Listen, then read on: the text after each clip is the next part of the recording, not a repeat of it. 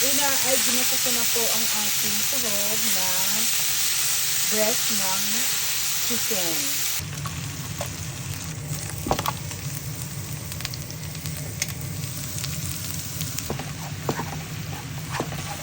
So, ginita ko na lang dyan ang bawang sibuyas at saka yung karne dyan.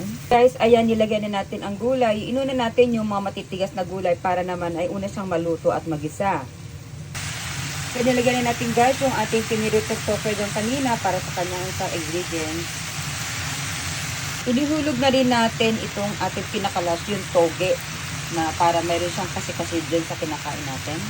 So, ayan guys, eto, naluto na natin siya. Kahit dadal half cook lang naman ang ating ginawa dyan. So, ayan. Half cook lang pang gagawin natin dyan. So, iaano na lang natin siya. Lalagyan natin, set aside na lang natin yan para yan ay lumamig. Dahil yan po ay hanggang gagawa na rin tayo ngayon ng ating wrap na gagamitin dyan para makuha natin na fresh siya, sariwa, pati na rin ang ating wrap ay homemade po.